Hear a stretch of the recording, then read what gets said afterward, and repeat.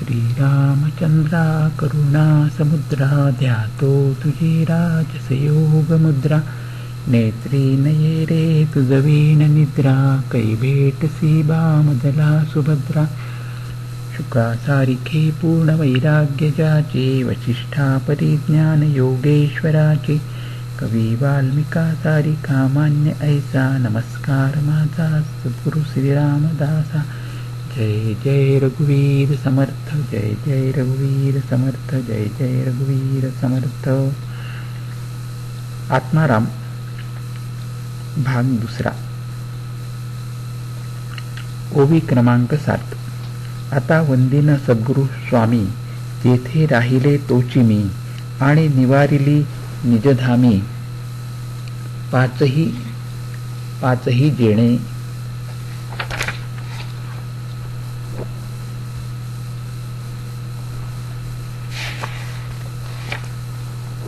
सद्गुरु हे माझे मालक त्यांना मी आता वंदन करतो।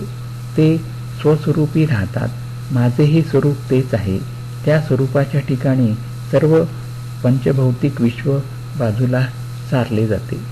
जीव अविद्येच्या प्रांतामध्ये वावरत असतो, तेथे दृश्याचे स्थूलाचे अथवा पंचभूतांचे साम्राज्य चालते। तेथे अव्यक्तातून व्यक्ताकडे आणि सूक्ष्माकडून स्थूलाकडे धाव असते। स्वस्वरूप साक्षात्काराचा प्रांत म्हणजे विद्येचा प्रांत होय। तेथे अदृश्य अतींद्रियांचे सूक्ष्मांचे अथवा चिन्मयाचे साम्राज्य चालते। तेथे व्यक्तातून अव्यक्ताकडे, स्थूलातून सूक्ष्माकडे आणि जडातून चैतन्यामध्ये शिरून स्वस्वरूपी लीन व्हावायचे असते। जीव अल्पशक्ती असतो, आपल्या सामर्थ्याने तो अविद्येला बाजूला सारू शकत नाही। स्थूलाकडील आपली खेच आवरून सूक्ष्माकडील खेचीमध्ये तिचे रूपांतर करणे हे काही सोपे काम नाही। त्यासाठी लागणारी शक्ती हाताशी असण्यासाठी साक्षात्कारी पुरुष सद्गुरूंच्या नात्याने प्राप्त व्हावा लागतो। शिवाय अज्ञानी जीवाला अज्ञान दशेत ज्ञानप्राप्तीचा हमखास उपाय सुचणे शक्य नाही। म्हणून जीवाला ईश्वर दर्शनाची खरी इच्छा निर्माण झाल्यावर ईश्वरच संत रूपाने त्याला भेटतो। जिज्ञासू जीव जेव्हा संताला शरण जातो तेव्हा तो सद्गुरू होतो। स्वस्वरूप दर्शनाचा प्रदेश अज्ञात असतो। त्या प्रदेशामध्ये सद्गुरू ज्या मार्गाने नेईल त्या मार्गाने पूर्ण श्रद्धेने जाणे याचे नाव शरणागती असते। शरणागत शिष्याला सद्गुरू खरा आपला मालक वाटतो। शरणागतीने शिष्याला स्वरूप साक्षात्कार घडतो। सद्गुरू ज्या स्वरूपानंदामध्ये कायम असतात त्याच अवस्थेला शिष्य पोचतो। इतकेच नव्हे तर सद्गुरूंच्या कृपा सामर्थ्याने तो त्या अवस्थेमध्ये स्थिरावतो। सद्गुरू आणि सत्शिष्य दोघेही एकाच परमानंदामध्ये विलीन होतात। शिष्य त्या अर्थाने सद्गुरू रूप बनतो। आत्मानंद हे आपले मूळचे निवासस्थान आहे। आत्मविस्मृतीमुळे स्वानंदापासून आपण खाली घसरलो आहोत। खाली याचा अर्थ पंचभूतांनी भरलेले दृश्य विश्व, वर याचा अर्थ पंचभूतांचा संबंध नसलेले अतींद्रिय आणि आनंदमय आत्मविश्व। या दृश्य विश्वामध्ये आपण येतो व तेथून जातो। जन्म मरणाच्या चक्रामध्ये आपण भटकतो। हे काही आपले खरे निवासस्थान नव्हे। स्वतःच्या मूळ घराकडे गेल्याशिवाय जीवाला चैन पडत नाही। सद्गुरू आपल्याला आत्मस्मृती देऊन स्वानंदरूप स्वग्रही पोचवितात। इंद्रिय गोचर साऱ्या दृश्याचा निराश करूनच आत्मस्वरूपामध्ये उतरावे लागते। दृश्याचा निराश झाला की पंचभूतात्मक विश्वाचा तेथे संबंध शिल्लक राहत नाही। ओवी क्रमांक 8। श्री समर्थ म्हणतात, तया निजपदाकडे आनंदे वृत्ती वावडे पद लाधलिया जडे तद्रूप होऊनी. आपल्या मूळ स्थानाकडे मन आनंदाने धावते आणि त्या स्थानी पोचल्यावर त्याच्याशी सदाकारच होऊन राहते. ज्ञानाचे प्रकार दोन, वस्तुज्ञान आणि आत्मज्ञान. वस्तुज्ञानामध्ये वस्तू जाणणारा मी वस्तूहून वेगळा राहतो. ते ज्ञान द्वैतयुक्त असते. या ज्ञानामध्ये ज्ञाता व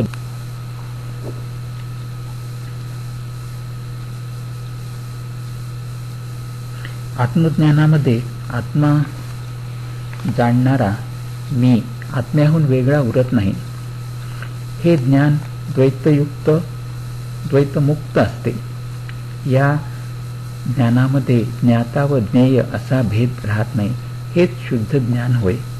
सद्गुरूंच्या मार्गदर्शनाखाली साधन केल्यावर मन शुद्ध बनते. अशुद्ध मन पंचभूतापासून झालेल्या वस्तूंच्या आवडीने भरलेले असते. अगदी आतून ती आवड नाहीशी होणे हे मन शुद्ध झाल्याचे चिन्ह होय. दृश्याच्या अंमलाखालून सुटलेले असे मन सूक्ष्म बनते. अतींद्रियामध्ये संचार करण्याचे सामर्थ्य त्याला येते.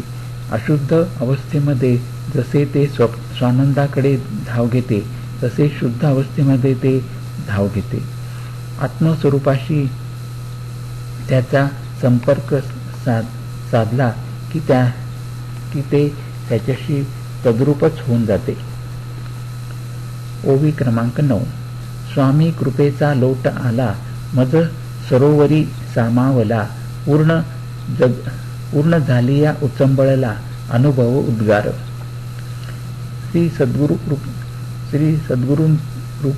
सद्गुरूंच्या कृपारूपी पाण्याचा लोंढा आला. माझे अंतःकरण रूपी तळे किंवा सरोवर भरू लागले. ते संपूर्ण भरले, पण जेव्हा ते भरून वाहू लागले तेव्हा तो अनुभव उद्गार रूपाने बाहेर पडला. परमार्थामध्ये ध्यान हा साधकाच्या अध्यात्म साधनेचा प्राण असतो.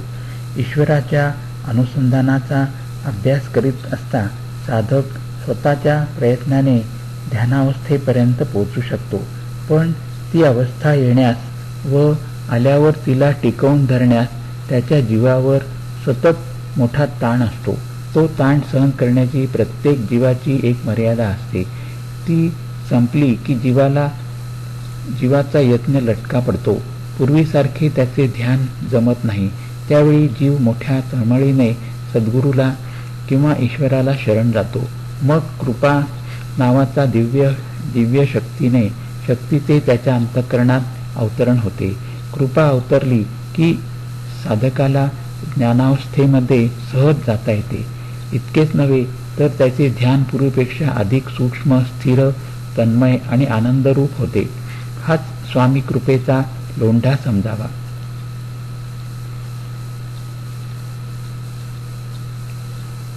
संत ध्यानाचे हे दोन भेद सांगताना एक कमावलेले ध्यान व दुसरे कृपेने आलेले ध्यान असा उल्लेख करतात.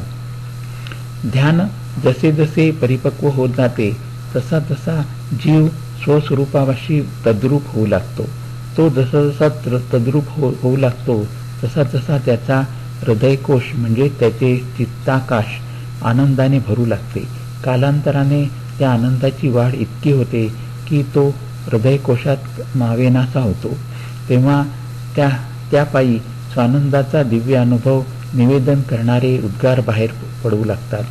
यावरून आपण ओळखावे की श्री समर्थांचा आत्माराम म्हणजे परमानंदाने भरून वाहणाऱ्या अंतःकरणाचे स्वानुभव निवेदन आहे. श्री समर्थांच्या ग्रंथामध्ये अपरोक्ष अनुभूतीच्या दृष्टीने आत्मारामास क्रमांक 1 चे स्थान द्यावयास हवे. ओवी क्रमांक 10. श्री समर्थ म्हणतात, माझे सद्गुरु कृपेचे बळ मना माझी साठवले तुंबळ तेणे बळे स्वानंद जळ हे लावू लागे.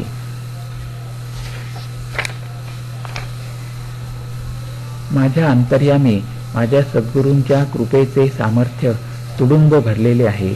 त्या कृपेच्या सामर्थ्याने परमानंदास उधाण आले. तो आनंद उचंबळला आहे. सद्गुरूंची कृपा होऊन ध्यानाचे पर्यवसन जेव्हा समाधीमध्ये घडते तेव्हा प्रथम स्वानंदाचा आवेश अनावर होतो. त्या अनावरणातून आनंदानुभवाचे उद्गार सहज बाहेर पडतात. पण स्वानंदाचा आवेश येथेच संपत नाही. क्रमाक्रमाने सद्गुरु कृपेचा अंमल इतका वाढतो की देहामध्ये मी मुळीच उरतच नाही. ती कृपा अंतर्याम पूर्णपणे व्यापते. तिचे सामर्थ्य असे विलक्षण असते की त्यामुळे आतमध्ये स्वानंद सारखा उचंबळत राहतो. मग आत काय आणि बाहेर काय, एका परमानंदाशिवाय अन्य काहीच प्रत्ययाला येत नाही. ब्रह्मानंद म्हणतात तो हाच होय.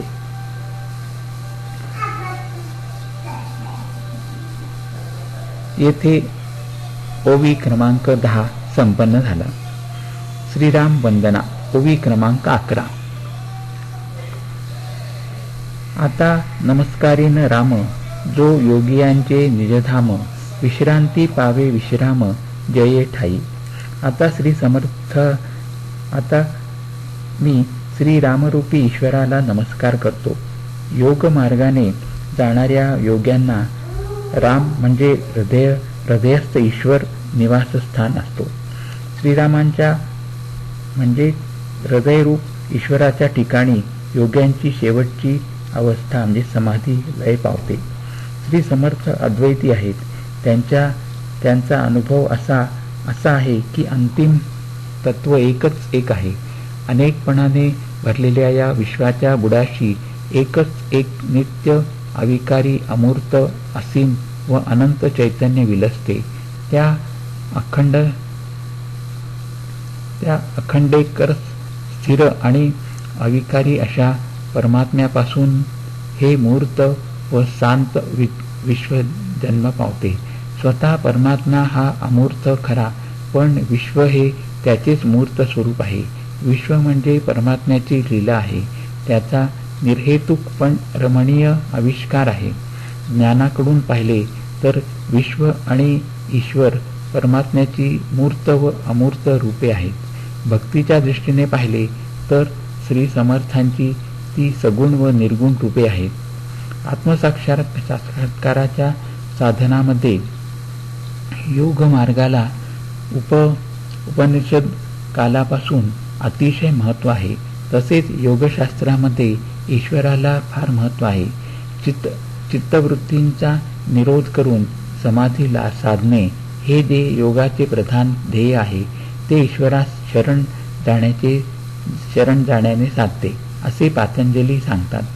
ईश्वर एकीकडे पापपुण्य अविद्या अस्मिता राग द्वेष इत्यादीपासून दूर असतो, तर दुसरीकडे ज्ञानशक्ती इच्छाशक्ती क्रियाशक्ती सर्वज्ञता इत्यादी गुणांनी तो संपन्न असतो. कालातीत असणारा ईश्वर योग्यांच्या हृदयात आपलेपणाने वास करून त्याच्या साधनात येणाऱ्या विघ्नांचे निवारण करतो. योग्याला अखेर तो समाधीमध्ये निमग्न करतो. ओवी क्रमांक 12. जो नावा रूपा वेगळा, जो ये मायेहुनी निराळा, जेथे जाणीवेची कळा सर्वथा न कळे न चले. श्रीराम नामरूपांच्या गुणधर्माहून भिन्न आहे. मायेपासून तो अलिप्त आहे. माणसातील जाणण्याची शक्ती त्याच्या ठिकाणी मुळीच चालत नाही. प्रत्येक दृश्य वस्तूला नाम आणि रूप अशी दोन अंगे असतात. रूप म्हणजे वस्तूचे बाह्यांग, ते जड असते, स्थल व काल यांच्या अधीन असते. नाम म्हणजे वस्तूचे अंतरंग, ते सूक्ष्म असते, कालाच्या अधीन नसते. नामरूपांचे विश्व म्हणजे गीतेतील अपरा प्रकृती होय. अनंत व निर्गुण परमात्मा रूपाला शांत व सगुण बनवणारी त्याचीच विलक्षण शक्ती म्हणजे माया होय. हिलाच गीता पराप्रकृती म्हणते. प्रत्येक माणसामध्ये जाणण्याची शक्ती आहे, यात शंका नाही. पण माणूस मुळातच शांत असल्याने त्याच्या शक्ती शांतच असतात. म्हणून माणूस आपल्या कोणत्याही शक्तीने अनंत स्वरूपाला गवसणी घालू शकतच नाही. ओवी क्रमांक 13. जेथे भांबावाला तर्क, तेथे पांगुळला विवेक, तेथे शब्दांचे कौतुक तेवी घडे.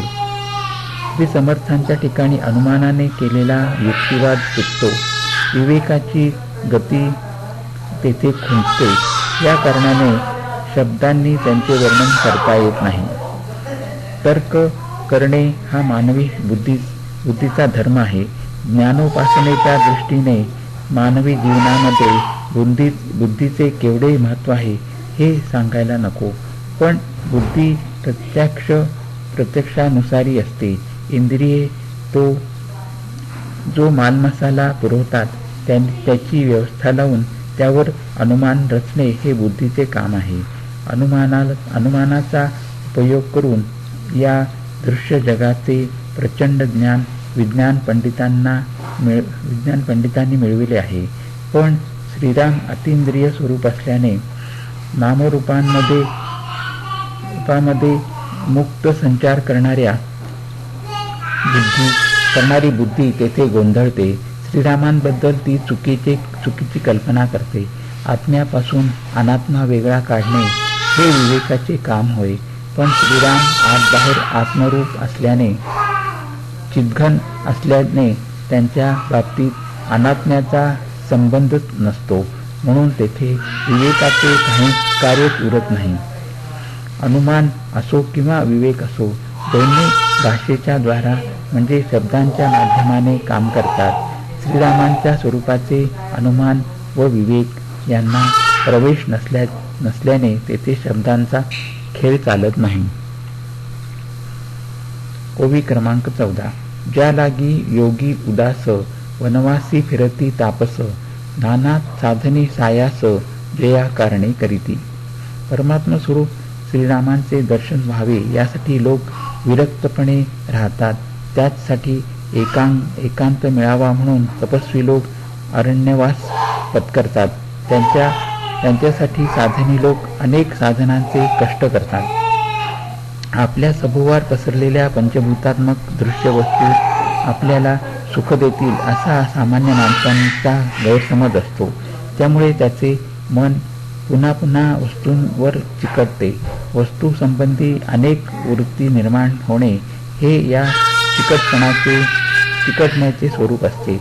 योगामध्ये वृत्तींचा निरोध करायचा असल्याने वस्तूबद्दल वैराग्य धारण केल्याखेरीज ते निरोध साधत नाहीत.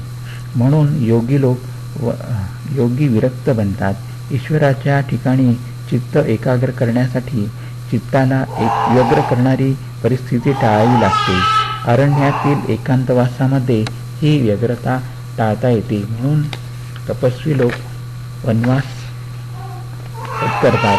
श्रीरामांचे दर्शन करून देणारी कितीतरी साधने आहेत. त्यापैकी काही मोठ्या कष्टाची आहेत, पण साधक लोक ती कष्टदायक साधने देखील मनापासून करतात. येथे ओवी क्रमांक 14 संपन्न झाला. हरिओम.